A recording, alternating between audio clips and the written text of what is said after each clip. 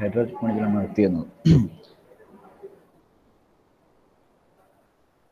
Okay, so moving to next topic is atomic bonding and properties of materials. ബോണ്ടിങ്ങിനെ കുറിച്ച് പറഞ്ഞു. Bonding എന്താണ്, എത്ര type of ബോണ്ടിങ്ങിനെ കുറിച്ചാണ് പറഞ്ഞത്. അപ്പോൾ അതിൻ്റെ ഓരോ ബോണ്ടിങ്ങിലും, അതായത് നമ്മളെ ആറ്റം ബോണ്ട് ചെയ്യുന്നതെന്ന് വെച്ചാൽ രണ്ട് ആറ്റം ഒരുമിച്ച് കൂടി നിൽക്കുന്ന ആ ഒരു പൊസിഷനാണ് ബോണ്ടിങ്. അപ്പോൾ അതിനെ ബോണ്ടിങ് എനർജി എന്താണെന്ന് ഞാൻ പറഞ്ഞിട്ടുണ്ട്. But is bonding energy means the energy required to remove or separate an atom from a bond. അതൊരിക്കലും ബോണ്ട് ചെയ്യാനുള്ള എനർജി അല്ല, but the bonding energy is referred to the energy which required to separate a atom from a bond. It is called bonding energy. So what the properties of bonding energy according to the separative, there are two types of energy, two types of energy, that is, but നമ്മൾ ഒരു രണ്ട് atom എടുക്കുന്നതാണെങ്കിൽ ബോണ്ടിങ്ങിലേക്ക് എത്തുന്നതിന് മുന്നേ, അതായത് ഒരു shell എടുത്തു കഴിഞ്ഞാൽ ഒരുപാട് ഇലക്ട്രോൺസ് അതിലുണ്ടെങ്കിൽ, ഒരുപാട് ആറ്റംസ് എക്വയർ ചെയ്തിട്ടുള്ള ഒരു ന്യൂക്ലിയസ് ചുറ്റും കൂടെ ആറ്റം ആണെങ്കിൽ അതിലെന്ത് സംഭവിക്കുന്നത് വെച്ചാൽ ഒന്നോ രണ്ടോ ആറ്റം മാത്രമേ ഉള്ളൂ ടേക്കിംഗ് ഹൈഡ്രജൻ ക്യൂബ്. അത് എടുക്കുകയാണെങ്കിൽ അതിൽ ഏറ്റവും, അതായത് ന്യൂക്ലിയസിന് അതിനടുത്തേക്ക് പിടിച്ചു വലിക്കാനുള്ള എനർജി അത് കുറവായിരിക്കും. ഒന്നോ രണ്ടോ ഉള്ളെങ്കിൽ അത് അട്രാക്ട് ചെയ്യാനുള്ള, അതായത് ന്യൂക്ലിയസിനടുത്തേക്ക് അട്രാക്ട് ചെയ്യാനുള്ള പോസിബിലിറ്റിയും അതിൻ്റെ സ്ട്രെങ്ത്തും കുറവായിരിക്കും. നേരെ മറിച്ച് ഒരുപാട് ആറ്റംസ് അല്ലെങ്കിൽ ഇലക്ട്രോൺസ് ചുറ്റുമുള്ള ഷെല്ലിലൊക്കെ നിറഞ്ഞു നിൽക്കുകയാണെങ്കിൽ ആ എനർജി, അതായത് അടുത്തടുത്ത് വരാനുള്ള bonding attractive to contract towards nucleus, ആ ഒരു പ്രോപ്പർട്ടി അല്ലെങ്കിൽ ആ ഒരു പ്രോസസ് അത് അധികമായിരിക്കും. അപ്പോൾ രണ്ട് two types of energies or two types of possibilities ആണ്. അതായത് but closer the distance of approach each atom begins to exert forces to one another. അതായത് ദൂരെ നിൽക്കുന്ന സമയത്ത്, രണ്ടും തമ്മിൽ ദൂരെ അകന്ന് നിൽക്കുന്ന സമയത്ത് there is no energies or no attractive or no repulsive force ആണ്. അത് നമ്മളെ ന്യൂക്ലിയസുമായിട്ടോ അല്ലെ അടുത്തുള്ള ആറ്റമായിട്ടോ ഒരു ബന്ധവുമില്ല. ദൂരം infinity, as it is lying in a different distance, there is no relationship between them, negligible relation. But if an atom come closer to a particular nucleus or a particular attractive atom, അടുത്തേക്ക് വരുമ്പോൾ two types of, if the charges are same, there is a repulsive force. If charges are different, there is an attractive force. So repulsive and attractive force are there. So as the atom come closer to that particular another atom or type of reaching nearer to nucleus, there is a possibility of attraction or repulsion. So there are two types of forces, attractive force and repulsive force. So here in your screen you can see a graph showing force versus interatomic separation. Force versus interatomic separation. In x-axis there is a force is there, attraction, repulsion force. Both forces are shown in x-axis, and in y-axis, sorry, it is in y-axis, sorry. In x-axis you can see interatomic separations. Interatomic separation means the difference between the center of the two atoms, which means the radius, the sum of the radius of the two atoms which is coming contact with it. ഒന്നിന്റെ സെന്ററിൽ നിന്ന് മറ്റേ സെന്ററിലേക്ക് പോകുന്ന ദൂരം, അതിനാണ് നമ്മൾ Inter atomic distance പറയുന്നത്. രണ്ട് ആറ്റം തമ്മിലുള്ള ഡിസ്റ്റൻസ് പറയുന്നത് രണ്ടിന്റെയും സെന്ററുകൾ തമ്മിലുള്ള ദൂരമാണ്. അതായത് രണ്ടിന്റെയും ആ ഡിസ്റ്റൻസ് പ്ലസ് അതിന്റെ ക്ലോസ് അടുത്ത് തൊട്ട് നിൽക്കുന്നതാണെങ്കിൽ രണ്ടിന്റെയും റേഡിയസ് തമ്മിലുള്ള സമ്മായിരിക്കും അതിന്റെ ഡിഫറൻസ്. അതല്ലെങ്കിൽ റേഡിയസ് കൂട്ടിയിട്ട് അതിന്റെ ആ ഡിസ്റ്റൻസ് കൂടി കൂടേണ്ടത്. സാധാരണ ഇന്റർ അറ്റോമിക് ഡിസ്റ്റൻസ്. അപ്പൊ എത്രത്തോളം ദൂരെ നിൽക്കുന്നു അടുത്ത് നിൽക്കുന്നു എന്നുള്ളതാണ് നമ്മൾ എക്സ് ആക്സിൽ കാണിച്ചിരിക്കുന്നത്. വൈ ആക്സിൽ ഉള്ളത് it is attraction force, repulsive force. Repulsive force is positive 0 to higher, and attractive force is shown as negative 0 to downward. Okay, you can see the graph showing repulsive force Fr, attractive force Fa, and also net force Fn. Net force. So net force can be defined as the sum of attractive and repulsive force. Fn equal to Fa plus Fr. Bonding force, total bonding force can be defined as the sum of attractive force and repulsive force. Okay, so Fn equal to Fa plus Fr. It is shown here. Okay, net force can be defined as total repulsive force plus total attractive force.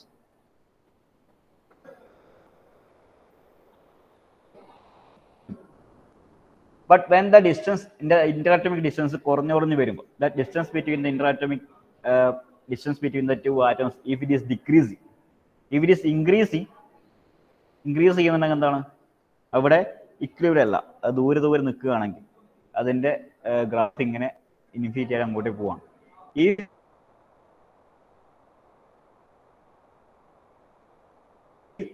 അടുത്തൊരു figure കാണിച്ചാൽ ഈ ഫിഗറിൽ ഇവിടെ രണ്ട് അറ്റവും കാണിച്ചിട്ടുണ്ട്. ഇതിൽ ഒന്ന് permanent position, fixed position നിൽക്കുന്ന first atom is in A fixed position and second atom is in moving position. Dot lines കാണിച്ചിരിക്കുന്നത് അത് ഇവിടെ ദൂരെയാണെങ്കിൽ എന്താണ്, അടുത്തടുത്ത് വരുമ്പോൾ എന്താണ് മാറ്റം എന്ന് കാണിച്ചത്. If it is close to one another, the Fa plus Fr equals 0, which means Fa positive negative ആണല്ലോ.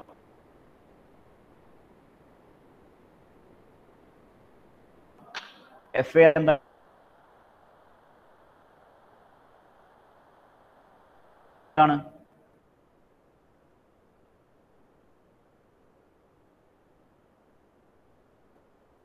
Fa എന്ന് പറഞ്ഞു കഴിഞ്ഞാൽ Fa എന്ന് പറഞ്ഞാൽ നെഗറ്റീവ് ആണ്, നെഗറ്റീവ് വാല്യൂ ആയിരിക്കും. പോസിറ്റീവ് വാല്യൂ ആണ് പോസിറ്റീവ്. അത് as a net force, the net force showing net, the net force will be 0 at that point where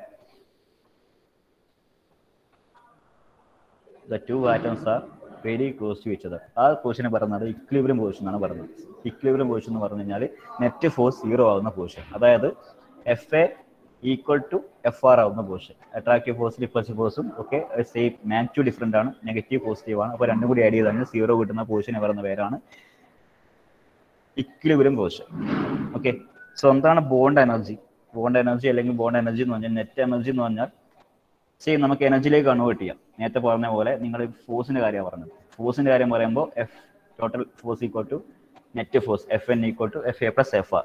same രീതിയിൽ തന്നെ നമുക്ക് നെറ്റ് എനർജി വരുന്നെങ്കിൽ En equal to Ea plus Er.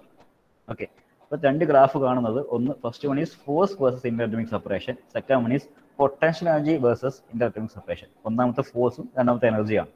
Difference ഒന്നുമില്ല, രണ്ടിനും മിക്കവരും same ആണ്. എഫിന് പകരം ഇ കൊടുത്തു കഴിഞ്ഞാൽ അതിന്റെ കാര്യങ്ങളായി. ഓക്കെ,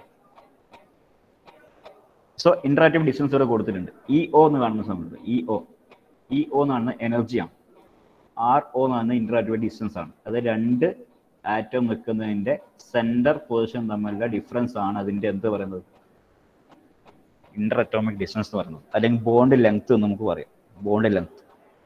ബോണ്ട് ലെങ്ത് എന്നും പറയാം.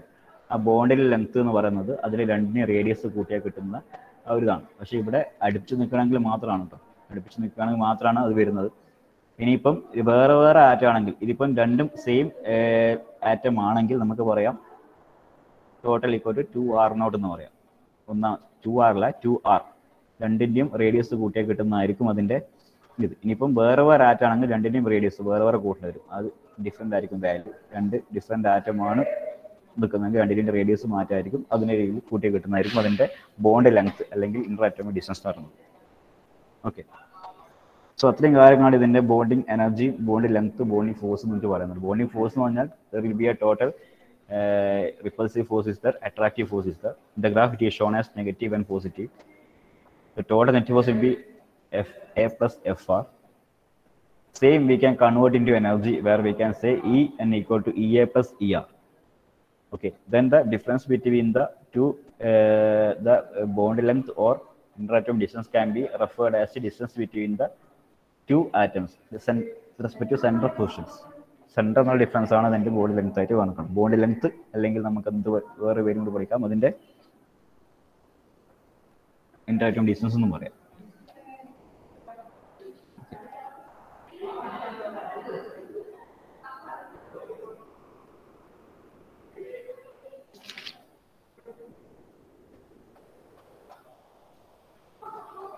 Then some generalized regarding properties of materials എന്ന് പറയുന്ന topic. General properties of materials. Some general properties of material can be divided into atomic radius, density, melting point, thermal expansion, modulus of velocity, strength, thermal and electric conductivity. നമുക്ക് സാധാരണ ഒരു മെറ്റീരിയലിനെ കുറിച്ച് പറയുമ്പോൾ നമ്മൾ അതിന്റെ പ്രോപ്പർട്ടി എന്തൊക്കെയാണെന്ന് പറയുമ്പോൾ പറഞ്ഞ കാര്യങ്ങൾ തന്നെ. ഇതിന്റെ ഓരോ കാര്യങ്ങളും ഇതിനെങ്ങനെയാണ് ഇൻഫ്ലുവൻസ് ചെയ്യുന്നത് എന്നുള്ളതാണ് നോക്കുന്നത്. അതായത് അറ്റോമിക് റേഡിയസ് എന്ന് പറഞ്ഞു കഴിഞ്ഞാൽ എന്താണ്? For the property of metal atom it's going to be hard. അതിന്റെ റേഡിയസ് എന്ന് പറഞ്ഞു കഴിഞ്ഞാൽ അറ്റോമിക് റേഡിയസ് കുറവാണെങ്കിൽ, അറ്റോമിക് റേഡിയസ് എന്ന് പറഞ്ഞു കഴിഞ്ഞാൽ ടോട്ടൽ അതിന്റെ ലെങ്ത്, ഇന്റർട്വൻ ഡിസ്റ്റൻസ് തന്നെയാണ് എൻ്റെ ഇത് പറഞ്ഞത്. അപ്പോൾ atomic radius increases as A number of occupied shell increases. നമ്മുടെ ഒരു ബോർ അറ്റോമിക് മോഡൽ ഓർമ്മയുണ്ടല്ലോ, ഇതിന്റെ ഫിഗർ വരയ്ക്കുകയാണെങ്കിൽ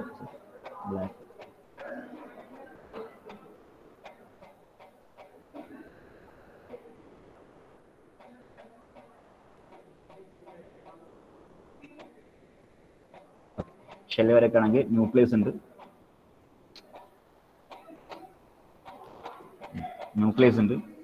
ന്യൂക്ലിയസിന് ചുറ്റുമാണ് ഷെല്ല് വരുന്നത്. അപ്പം ആറ്റത്തിന്റെ എണ്ണം കുറവാണെങ്കിൽ, ഷെല്ലിന്റെ എണ്ണം കുറവാണെങ്കിൽ ആ റേഡിയസ്, ഇതാണ് റേഡിയസ് എന്ന് പറയുന്നത്.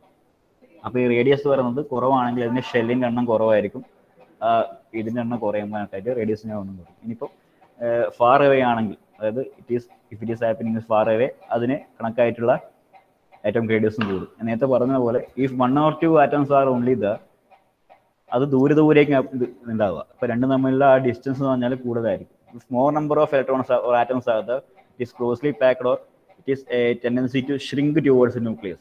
ന്യൂക്ലിയസിലേക്ക് ഷ്രിങ്ക് ചെയ്യാനുള്ള പോസിബിലിറ്റി ഉണ്ടാവും, അതുകൊണ്ട് atom radius കുറയും.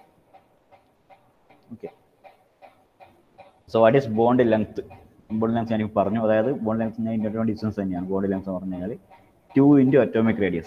അറ്റോമിക് റേഡിയസിന്റെ കൂടെ, അതായത് നേരത്തെ പറഞ്ഞ റേഡിയസ് ഉണ്ടല്ലോ, രണ്ടും ഒരുമിച്ച് നിൽക്കുന്ന സമയത്ത് ആ ഒന്നാമത്തെ റേഡിയസ് 2 into 2 റേഡിയസ് കൂട്ടിക്കഴിഞ്ഞാലാണ് നമുക്ക് ബോണ്ട് ലെങ്ത് കിട്ടുന്നത്.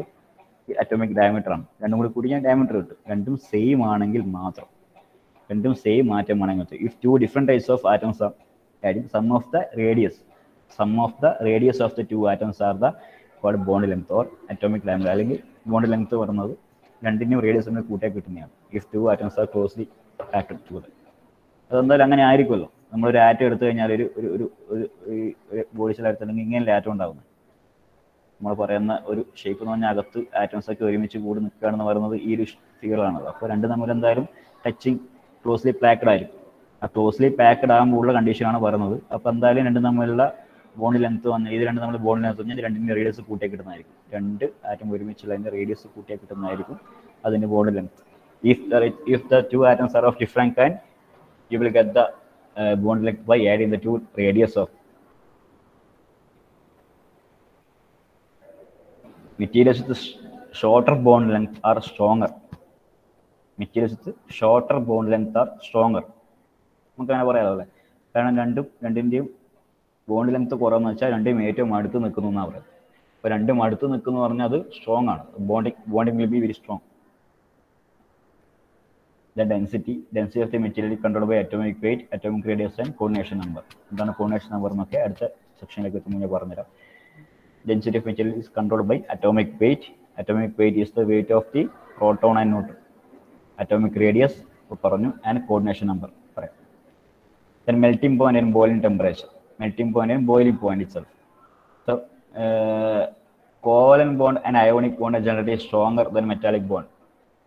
കോവലന്റ് ബോണ്ട് അയോണിക് ബോണ്ടാണ് ബോണ്ടിങ്ങിൽ കൂടുതൽ ഏറ്റവും സ്ട്രോങ് ആയിട്ടുള്ളത്. അതുകൊണ്ട് തന്നെ അവർക്ക് melting point and boiling point higher ആയിരിക്കും. അപ്പോൾ ഹയർ മെൽറ്റിംഗ് പോയിന്റും ബോയിലിംഗ് പോയിന്റ് ഉള്ളത് സ്ട്രോങ് ബോണ്ടിങ് കാപ്പബിലിറ്റി ഉള്ള ആറ്റംസിന്. സ്ട്രോങ് ബോണ്ടിങ് ഉള്ളത് അത് രണ്ടും ഡയറക്ട്ലി പ്രൊപ്പോർഷണൽ ആയിരിക്കും. ബോയിലിംഗ് പോയിന്റും മെൽറ്റിംഗ് പോയിന്റും ഹൈ ആയിരിക്കുന്നത്, ടെമ്പറേച്ചർ ഹൈ ആയിരിക്കുന്നത് എന്തായാലും ബോണ്ടിങ്. കാരണം എന്താ, ടെമ്പറേച്ചർ കൂടുമ്പോൾ അത് കൊളൈഡ് ചെയ്യാൻ ടെൻഡൻസിയും ക്ലോസ്ലി ആക്കാനുള്ള ടെൻഡൻസിയും കൂടും. അതാണ് തെർമൽ എക്സ്പാൻഷൻ ഒക്കെ അതിലാണ് പറയുന്നത്. ടെമ്പറേച്ചർ കൂടുമ്പോൾ അത് ചുരുങ്ങി വരാനുള്ള സാധ്യതയും കൂടും. അതുകൊണ്ട് തന്നെ അതിൻ്റെ ബോണ്ട് ലെങ്ത് വന്നാൽ കൂടുതലായിരിക്കും. ബോണ്ട് ലെങ്ത് അല്ല, ബോണ്ട് സ്ട്രെങ്ത് വന്നാൽ കൂടുതലായിരിക്കും. Thermal expansion, higher the temperature higher the bonding, higher B thermal expansion. Modulus velocity can be also be, modulus velocity is the just നമ്മൾ ഇത് വരച്ചിട്ടുണ്ട്, net force curve, repulsive force curve and attractive force curve are there. The modulus velocity can be defined as the slope of the net force curve. Okay, slope of the net force can be defined as the modulus velocity. Strength, strength is related to height of the net force curve. It means net force കർവിന് ഒരു height ഉണ്ട്, ഈ repulsion ഈ കാണുന്ന height. അപ്പം height എത്രത്തോളം കൂടുതലാണോ അത്രയും സ്ട്രെങ്ത് കൂടുതലായിരിക്കും. Okay, larger the atomic forces, larger the strength. Larger the height of the force curve, larger will be the strength of the material. Thermal interconductivity is also directly proportional to the bond strength.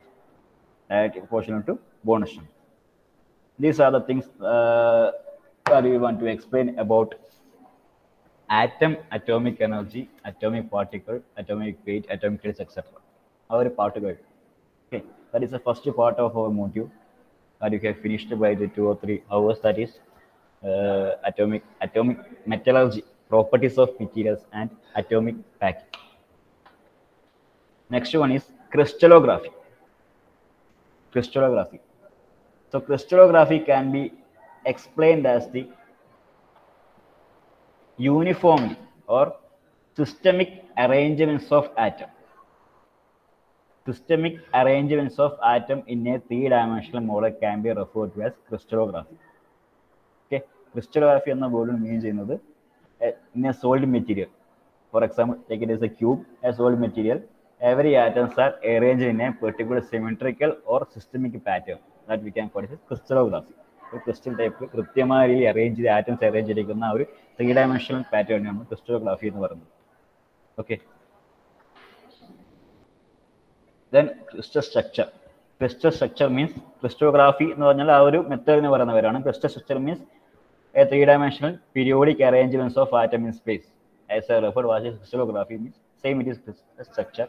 The structure in the space where the 3-dimensional space in the 3-dimensional structure in the space where the atoms are arranged in a particular uniform manner, systemic manner.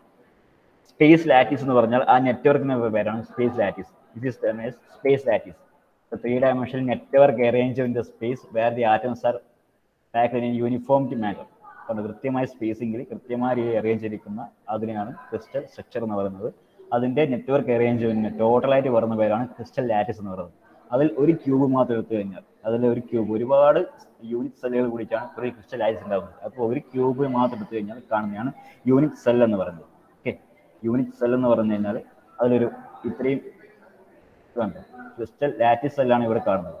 ഈ വീഡിയോഗ്രാഫിൽ കാണാം. Lattice സ്ട്രക്ചറിലെ unit cell എന്ന് പറഞ്ഞാൽ അതിനകത്തുള്ള ഒരു ക്യൂബും അതിൻ്റെ ആ ക്യൂബിൻ്റെ എവിടെയൊക്കെയാണ് arrange ചെയ്തിരിക്കുന്നത് എന്നുള്ളതാണ് ഒരു യൂണിറ്റ് സെൽ എന്ന് പറയുന്നത്. So unit cell is a particular cubic cell from a lattice structure, and lattice points are referred to where the unit or the atoms are arranged. Lattice points are അതിന്റെ corner, ഈ unit സെല്ലിന്റെ corner സെല്ലിൽ ഈ പറയുന്നവരാണ് lattice points എന്ന് പറഞ്ഞാൽ. അവിടെയാണ് അതായത് മറ്റ് ഒരു ടോട്ടൽ ലാറ്റിസ് സ്ട്രക്ചറിലെ കോണ്ടാക്ട് വരുന്നത്, അതായത് ലിങ്ക് ആണല്ലോ വരുന്നത്. ഈ ചെയിൻ പോയി ലിങ്ക് ചെയ്ത് പോകുന്ന ലാറ്റിസ് സ്ട്രക്ചർ യൂണിറ്റ് സെൽ ഉണ്ട്. അപ്പോൾ ഒന്നും മറ്റേതുമായിട്ട് ലിങ്ക് ചെയ്ത് പോകുന്ന ആ ഒരു ഇതിനെയാണ് ലാറ്റിസ് പോയിന്റ്സ് എന്ന് പറയുന്നത്. ആറ്റംസ് തമ്മിൽ കോണ്ടാക്ട് വന്ന് ലിങ്ക് ചെയ്യുന്നു, lattice points. And unit cell is the crystal lattice means the total network space. Okay, അപ്പോൾ ഇത്രയും കാര്യങ്ങളാണ് ഇതിന്റെ ഈ ഇൻട്രൊഡക്ഷൻ പാർട്ട്. ക്രിസ്റ്റലോഗ്രാഫി എന്ന് പറഞ്ഞാൽ what is crystallography means the arrangements of systemic arrangements of atoms in space is called crystallography. And space lattice means network of arrangements of atoms in the space. And unit cell is the a symbol, a particular cubic എടുത്തു കഴിഞ്ഞാൽ അതിനാണ് unit cell എന്ന് പറയുന്നത്.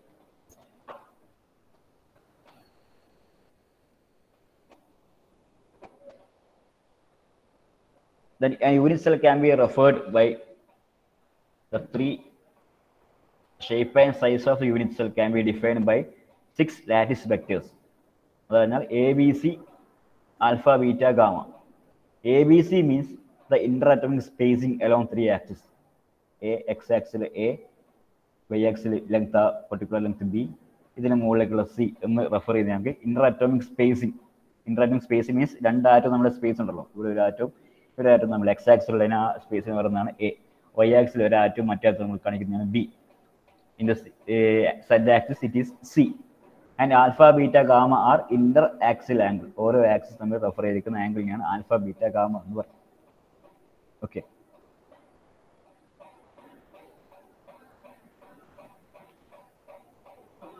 And the arrangements of unit cell എന്ന് പറഞ്ഞാൽ നമ്മൾ പറഞ്ഞ ഒരു ഷേപ്പ് നമ്മുടെ ക്യൂബിക് ഷേപ്പാണ്. അപ്പോൾ അതിൽ എവിടെയൊക്കെ നമുക്ക് ഈ പറയുന്ന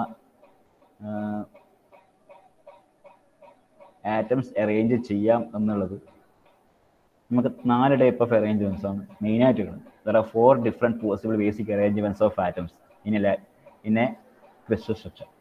4 basic arrangements of atom. First one is simple cubic. Simple arrangements, അതായത് എല്ലാ കോർണറിലും മാത്രം, ഇവിടെ കാണിച്ചിരിക്കുന്ന പോലെ എല്ലാ കോർണറിലും മാത്രം ആറ്റംസ് അറേഞ്ച് ചെയ്തിരിക്കുന്നത് സിമ്പിൾ അറേഞ്ച്മെന്റ് എന്ന് പറയുന്നത് first one. Second one is end centred or base centred. BCC FCC കുറിച്ചല്ല നമ്മൾ പറയുന്നത്. ഇവിടെ 4 മെയിൻ അറേഞ്ച്മെന്റ്സ് ആണ്. ഇതിന്റെ ക്ലാസിഫിക്കേഷൻ ആണ് നമ്മൾ പറയുന്നത് BCC SC എന്നൊക്കെ പറയുന്നത്, സിമ്പിൾ ക്യൂബിക് എന്ന് പറയുന്നത് simple arrangements. Second one is base centred or end centred എന്ന് പറഞ്ഞാൽ രണ്ടിന്റെയും എൻഡ് സെന്ററിലല്ല, കോർണറിൽ ഉണ്ടാവും.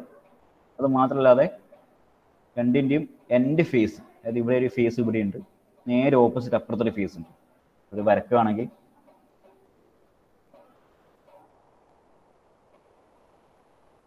ക്യൂബിക് വരക്കുകയാണെങ്കിൽ ഈ ഫേസിലും നേരെ ഓപ്പോസിറ്റ് ഫേസിലും അറേഞ്ച് ചെയ്യുന്ന, അത് എൻഡ് പെറ്റലിൽ ഒരു ഏറ്റവും മറ്റേ അറ്റത്തിനും കൊടുക്കുകയാണ് end centred or base centred എന്ന് പറയുന്നത്. Third one is face centred. Face centred എല്ലാ ഫേസിലും അറേഞ്ച് ചെയ്തിരിക്കുന്നതാണ് face centred. Fourth one is body centred, അതായത് ടോട്ടൽ ക്യൂബിക് ബോഡിന്റെ സെൻട്രൽ അറേഞ്ച് ചെയ്തിരിക്കുന്നതാണ് body centred. So unit cell can be generally classified or arrangements with crystal lattice into 4: simple, base centered, face centered and body centered. അപ്പോൾ അതിന്റെ സ്ട്രക്ചറും കാര്യങ്ങളൊക്കെ ഇവിടെ സ്ലൈഡിൽ വരുന്നത്. അതായത് ക്യൂബിക്കിൽ വരുന്നത് ഒരുപാടുണ്ട്. സിമ്പിൾ ക്യൂബിക് ഉണ്ട്, body centred cubic, face centred cubic. ക്യൂബിക്കാണ് മെയിനായിട്ട് പഠിക്കുന്നത്. ക്യൂബിക്കും നമ്മൾ പഠിക്കുന്നുണ്ട്, ഹെക്സഗണലും പഠിക്കുന്നുണ്ട്. Okay, hexagonal pattern and cubic pattern ആണ് നമ്മൾ പഠിക്കുന്നത്. ടെട്രാഗണൽ, ഓർത്തോറോംബിക്, മോണോക്ലിനിക്, അങ്ങനെ ഒരുപാട് ട്രൈക്ലിനിക്, അങ്ങനെ ഒരുപാട് കാര്യങ്ങളുണ്ട്. നമുക്ക് മെയിനായിട്ട് ഈ സ്പേസിൽ നമുക്ക് പഠിക്കാനുള്ളത് സിമ്പിൾ ക്യൂബിക്കിന്റെ കാര്യവും ഹെക്സഗണൽ ക്രോസ് പാക്കിംഗ് മാത്രമാണ്. ക്യൂബിക്കിൽ വരുന്നത് simple cubic, body centred cubic, face centred cubic. Simple cubic, body centered cubic and face centered cubic. And in hexagonal cross packing is it comes center hexagonal വരുന്നതാണ്. So ഇതിനകത്ത് എങ്ങനെയാണ് arrange ചെയ്തിരിക്കുന്നത്, എന്താണ് ഇതിന്റെ atomic packing factor എന്ന് പറയുന്ന problem ഉണ്ടാവാം. And ഇതിന്റെ യൂണിറ്റ് സെല്ല് കണ്ടുപിടിക്കേണ്ട പ്രോബ്ലം ഉണ്ടാവും. യൂണിറ്റ് എത്രയ്ക്ക് അറേഞ്ച് ചെയ്യാന്നുള്ളതിന്റെ കാര്യങ്ങൾ ഉണ്ടാവാം. അതൊക്കെയാണ് ഇനിയുള്ളത്. ഓക്കെ, ഇതൊക്കെ നിങ്ങൾ കെമിസ്ട്രി ലെവലിൽ പഠിച്ചിരിക്കുന്ന കാര്യങ്ങളാണ്. നമ്മൾ ഫസ്റ്റ് മൊഡ്യൂളിൽ നിന്ന് നിങ്ങൾ പ്ലസ് ടു കെമിസ്ട്രിയിൽ പഠിച്ചിരിക്കുന്ന ഭാഗങ്ങളാണ്. മനസ്സിലാകാത്ത പോർഷൻ ഉണ്ടോ?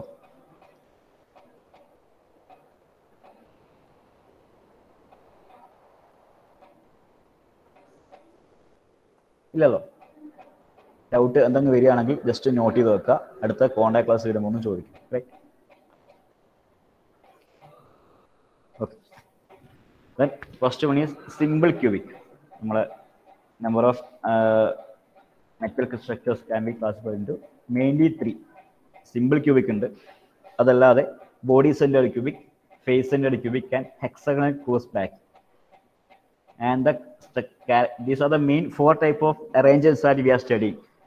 Simple cubic SC, body centered cubic, face centered cubic and hexagonal cross packing, the 4 type.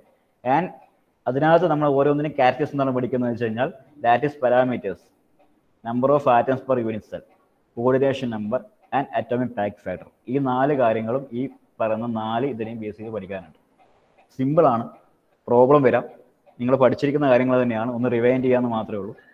Lattice പാരാമീറ്റേഴ്സിന് ABC അതിന്റെ കാര്യങ്ങളൊന്നും വരുന്നില്ല. Number of atoms per unit cell പഠിക്കാനുണ്ട്, കോർഡിനേഷൻ നമ്പർ പഠിക്കാനുണ്ട്, അറ്റോമിക് പാക്ക് ഫാക്ടർ ഇങ്ങനെ കണ്ടുപിടിക്കാം എന്നുള്ളതും പഠിക്കാനുണ്ട്. For the 4 simple cubic, body centered cubic, face centered cubic and hexagonal cross pack. Okay, ഓരോന്നും എന്താണ് നമുക്ക് നോക്കാം.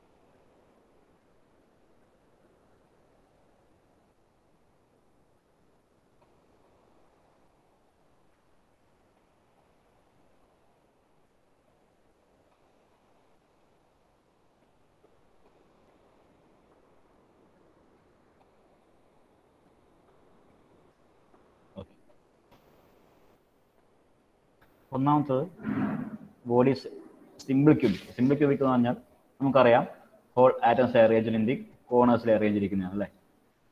നമ്മുടെ ക്യൂബിക് ഷേപ്പിലെ എല്ലാ കോർണറിലും ആറ്റംസ് അറേഞ്ച് ചെയ്യുന്ന പൊസിഷനെയാണ് നമ്മൾ സിമ്പിൾ ക്യൂബിക് എന്ന് പറയുന്നത്. Simple cubic. Face centred cubic എന്ന് പറഞ്ഞു കഴിഞ്ഞാൽ നമ്മുടെ സാധാരണഗതിയിലുള്ള തന്നെ, അതായത് എല്ലാ കോർണറിലും ഉണ്ടാവുള്ളൂ, എല്ലാ ഫേസിലും ഉണ്ടാവും. എല്ലാ കോർണറിലും നമ്മൾ അറേഞ്ച് ചെയ്യുന്നു. അത് കൂടാതെ എല്ലാ ഫേസിലും 6 ഫേസാണ് ഉണ്ടാവും അല്ലെ. 8 കോർണറും 6 ഫേസും നമുക്ക് ഉണ്ടാവും ഒരു ക്യൂബ് എടുത്തു കഴിഞ്ഞാൽ. ഒരു ക്യൂബ് നിങ്ങളെടുത്ത് നിങ്ങൾ മുന്നിലുള്ള ഒരു ക്യൂബ് തന്നെ എടുത്ത് നോക്കി കഴിഞ്ഞാൽ അതിന് 6 ഫേസ് ഉണ്ടാവും. 1 2 3 4 ചുറ്റുള്ളതും അപ്പുറത്ത് ഇപ്പോൾ 6 ഫേസുകൾ ഉണ്ടാവും, 8 കോർണറുകൾ ഉണ്ടാവും. അപ്പോൾ 8 കോർണറിലും 6 ഫേസിലും അറേഞ്ച് ചെയ്തിരിക്കുന്ന ആറ്റംസിനെയാണ് നമ്മൾ ഫേസ് സെന്റഡ് ക്യൂബിക് എന്ന് പറയുന്നത്. സോ അതിന്റെ അറ്റോമിക് നമ്പർ കണ്ടുപിടിക്കുന്നത്, അതായത് number of atoms per unit cell കണ്ടുപിടിക്കുന്നത് എങ്ങനെയാണെന്ന് വെച്ച് കഴിഞ്ഞാൽ ഇതിന്റെ സിമ്പിൾ ക്യൂബിക്കിൽ അറിയാം, സിമ്പിൾ ക്യൂബിക്കിൽ 8 എണ്ണമാണ് ഉള്ളത്. അപ്പോൾ ഓരോ സ്ഥലത്തും ഓരോന്നും. ഇപ്പോൾ ഇവിടെയുള്ളത് കാണുമ്പോൾ number of atoms per unit സെല്ലാണ്. അപ്പോൾ 1/8 ഓരോ കോർണറിലും 8ൽ ഓരോന്നും ഓരോ കോർണറിൽ 1/8 ഇൻറ്റു അങ്ങനെയുള്ള 8 എണ്ണം equal to 1 is number of atoms per unit cell for simple cubic. 1/8 means 8 എണ്ണത്തിൽ 8 കോർണറിൽ ഓരോന്നിലും ഓരോ. അപ്പോൾ 1/8 ഒരു കോർണറിൽ 1, 8 കോർണറിൽ ഓരോന്ന് ഇൻറ്റു അങ്ങനെ 8 എണ്ണം ഉണ്ടാവും. 1/8 into 8 equal to 8/8 equal to 1 is the number of atoms per unit cell. Number of atoms per unit cell can be 1/8 into 8. For face centered cubic, same method ഉണ്ട്. അതായത് 8 കോർണറിലും ഉണ്ട് 1/8 into 8 പ്ലസ് 6 ഫേസിലും ഉണ്ട് അല്ലേ. 6 ഫേസിൽ, അതായത് we can say that 6 planes are there for cube and each face and atom divided by 2. നമ്മൾ അങ്ങനെയല്ല, അതായത് 1/8 into 8 എന്ന് പറയുന്നത് കോർഡിനേഷൻ നമ്പറോട് കൂടിയിട്ടാണ്. അതായത് കോർഡിനേഷൻ നമ്പർ എന്ന് പറഞ്ഞാൽ coordination number can be defined as the number with which A atom define as number of nearest atom. അത് ആദ്യം പറയണമായിരുന്നു അല്ലേ. Coordination number is a very important term in our model. Coordination number can be defined as number of nearest atom. Coordination number is defined as the number of nearest atoms directly surrounded by a particular atom. Number of nearest atom directly surrounded by a particular. അതായത് ഒരു ആറ്റത്തിന് നമ്മൾ arrange ചെയ്തിരിക്കുന്ന ഒരു ആറ്റത്തിനെ ചുറ്റുമുള്ള directly share ചെയ്യുന്നു. നമ്മൾ ഇതൊരു ഫിഗറാക്കി എടുത്തു കഴിഞ്ഞാൽ ഇതിനൊരു ആറ്റം ഉണ്ട്. ഈ ഒരു പർട്ടിക്കുലർ യൂണിറ്റ് സെല്ല് മാത്രം നമ്മൾ എടുക്കുന്നുള്ളൂ. ഇത് വലിയൊരു സ്പേസ് ലാറ്റിസ് ആണ്, കുറേ നെറ്റ്വർക്കുകൾ ഒരു സിമ്പിൾ ഒരു യൂണിറ്റ് സെല്ല് മാത്രം നമ്മൾ എടുക്കുന്നത്. അപ്പോൾ ഇതിന്റെ ഈ ആറ്റം ചുറ്റുമുള്ള ഇതിന്റെ ആറ്റം എത്ര എണ്ണമായിട്ട് ഷെയർ ചെയ്യുന്നുണ്ട് ഈ ഒരു ആറ്റം എന്നുള്ളതാണ്. നമ്മളെ ഫിഗർ കണ്ടല്ലോ, ഒരു ഫിഗർ കണ്ടു. അപ്പോൾ ഒറ്റ ഒന്ന് ചുറ്റുമുള്ള എത്ര ക്യൂബുകളായിട്ട് അത് ഷെയർ ചെയ്യുന്നു എന്നുള്ളതാണ് കോർഡിനേഷൻ നമ്പർ. അപ്പോൾ ഇൻറ്റു 1/8 ഇൻറ്റു കോർഡിനേഷൻ നമ്പറാണ് നമ്മൾ ആഡ് ചെയ്യുന്നത്. 1/8 ഇൻറ്റു 8 ഇതായിട്ട് നമുക്കത് ലിങ്ക് ചെയ്യാം ഓരോന്നാണ്. അപ്പോൾ 1/8 ഇൻറ്റു 8 = 1. സിമ്പിൾ ക്യൂബിക്കിലാണെങ്കിൽ നമുക്ക് ഈ ഫേസ് ഒരു ഫേസ് സെന്റേർഡ് ക്യൂബിക്, ആ ഫേസിലുള്ള ഒരു ആറ്റം എന്ന് പറയുന്നത് 2 ഫേസുകൾ തമ്മിലേ ചെയ്യാൻ പറ്റുള്ളൂ. 2 ഫേസുകൾ തമ്മിലേ ചെയ്യാൻ പറ്റുള്ളൂ അല്ലേ. ഒരു കോർണറിലെ പോലെയല്ല. കോർണറിൽ നമുക്ക് ചുറ്റുമുള്ള എത്ര എണ്ണത്തിലും ആയിരിക്കും. സ്പേസ് സെന്റേർഡ് ആണെങ്കിൽ 2 എണ്ണത്തിൽ മാത്രമേ നമുക്കത് പറ്റൂ. അതുകൊണ്ട് 1/2 ഇൻറ്റു 8, 1/2 6, അങ്ങനെ 6 എണ്ണമാണുള്ളത്. 1/2 ഇവിടെ 1/8 ആണ്. 8 എണ്ണത്തിൽ നമുക്ക് ഷെയർ ചെയ്യാൻ പറ്റും ഇൻറ്റു 8, അങ്ങനെ 8 എണ്ണം ഉണ്ടാവും. ഇവിടെ ഫേസ് സെന്റേർഡ് എന്ന് പറഞ്ഞാൽ ഒരു ഫേസ് 2 ഫേസുകൾ തമ്മിൽ മാത്രമേ നമുക്കത് ഷെയർ ചെയ്യാൻ പറ്റുള്ളൂ. അപ്പോൾ 1/2 ഇതിന്റെ കോർഡിനേഷൻ നമ്പർ പറഞ്ഞാൽ 2 ആയിരിക്കും. അപ്പം സിമ്പിൾ ക്യൂബിക്കിൽ ഫേസ് സെന്റേർഡ് ക്യൂബിക്കിൽ നമുക്കത് കോർഡിനേഷൻ നമ്പർ അല്ല, എത്ര ഷെയർ ചെയ്യാൻ പറ്റും എന്നുള്ളതാണ് കേട്ടോ. എത്ര ഷെയർ ചെയ്യാൻ പറ്റും എന്നുള്ളത്. അപ്പോൾ 1/2 6 ആയിരിക്കും, 3 ആയിരിക്കും. 1/2 6, 3. മുകളിൽ എല്ലാ കോർണറും ഉള്ളത് കൊണ്ട് പ്ലസ് 1 ഉണ്ട് അല്ലേ. 1/8 ഇൻറ്റു 8 പ്ലസ് 1/2 ഇൻറ്റു 6. അപ്പം 1 + 3 = 4. 4 is the number of atoms per unit cell for FCC. ഈ 2 എണ്ണത്തിന് മാത്രമേ നമ്മൾ കാര്യമായിട്ട് പഠിക്കാനുള്ളൂ. ബോഡി സെന്റേർഡിൽ ഈ 3 എണ്ണത്തിലാണ് നമ്മൾ പഠിക്കുന്നത്. ബോഡി സെന്റേർഡിൽ പഠിക്കുമ്പോൾ എല്ലാ കോർണറും ഉണ്ടാവും, പ്ലസ് നടുക്ക് ഒറ്റയൊന്നും മാത്രം ഉണ്ടാവും. അത് ഒറ്റയൊന്നിനും ഷെയർ ചെയ്യാൻ പറ്റില്ല. നടുക്കൾ, ഒരു ക്യൂബിന് നടുക്കുള്ളത് വേറൊരു ക്യൂബായിട്ട് ഷെയറിങ് നടക്കുന്നേയില്ലല്ലോ, ചുറ്റുള്ളല്ലേ നടക്കുന്നുള്ളൂ. 1/8 × 8 കോർണറുള്ളത്, എല്ലാ കോർണറുള്ളത് +1, that is 1 + 1 = 2. So number of atoms per unit cell എന്ന് പറയുന്നത് ഒരു ആറ്റത്തിലുള്ള എത്ര ഇതുണ്ട് എന്നുള്ളതാണ്. അപ്പോൾ അത് നമ്മൾ ഷെയർ ചെയ്യുന്ന നോക്കി കൂടിക്കണം എടുക്കാൻ. Number of atoms per unit cell 1/8 × 8 അതാണ് സിമ്പിൾ ക്യൂബിലേക്ക് വരുന്നത്. 8 ക്യൂബുകൾക്ക് ഷെയർ ചെയ്യാൻ പറ്റുന്ന 8 എണ്ണം 1/8 × 8 = 1. അങ്ങനെ 8 കോർണർ ഉള്ളത്. സെക്കൻഡ് എഫ് സിയിൽ വരുമ്പോൾ 6 ഫേസും കൂടി വരുന്നുണ്ട്. അതിൽ ഒരു ഫേസിലുള്ള ആറ്റം 2 ക്യൂബായിട്ട് ഷെയർ ചെയ്യാൻ പറ്റും. അപ്പോൾ 1/2 × 6 രണ്ടെണ്ണത്തിൽ ഷെയർ ചെയ്യാൻ പറ്റും. 2 എണ്ണം ഉള്ളത്, അങ്ങനെ 2 എണ്ണം ഉള്ളത്. ഷെയർ ചെയ്യാൻ പറ്റുന്നത് 2 എണ്ണം ഉള്ളത്. അങ്ങനെ 6 എണ്ണം ഉണ്ടാവും. 1/2 × 6 ഒരു ഫേസിൻ്റെ എടുക്കും. 3 + 1 = 4. അതേപോലെ തന്നെ ബോഡീസിൻ്റെ ഉള്ളിൽ വരുമ്പോൾ 1/8 × 8 കോർണറുള്ളതും പ്ലസ് നടുക്കുള്ളത്, അതൊന്നും ഷെയർ ചെയ്യാൻ പറ്റില്ല, ഒറ്റൊന്നും മാത്രമേ ഉള്ളൂ. 1 = 2. 1 + 1 = 2. സോ ഇതിന് കൺഫ്യൂഷൻ ഉണ്ടെങ്കിൽ നിങ്ങളൊന്ന് ചെയ്ത് നോക്കിയിട്ട് number of atoms per unit cell ഒന്ന് കാൽക്കുലേറ്റ് ചെയ്തിട്ട് അടുത്ത ക്രിസ്റ്റലോഗ്രാഫി ഹെഡിങ് കൊടുത്തിട്ട് 4 ഇപ്പോൾ ഫേസ് സിമ്പിൾ ക്യൂബിക്കിൻ്റെയും ഫേസ് സെൻറ്റുകളിൻ്റെയും എക്സ്റ്റേണൽ ക്രോസ് ബാക്കിൻ്റെ നമുക്ക് പറയാൻ പറ്റില്ല. സിമ്പിൾ ക്യൂബിൻ്റെ മാത്രം, simple cubic, face centred cubic and body centred cubic, ഈ മൂന്നിൻ്റെയും number of atoms per unit cell ഒന്ന് കാൽക്കുലേറ്റ് ചെയ്തിട്ട് ഒന്ന് എഴുതിയിട്ട് അടുത്ത ക്ലാസ് കോണ്ടാക്ട് ക്ലാസ്സിലേക്ക് വരിക. ഓക്കെ.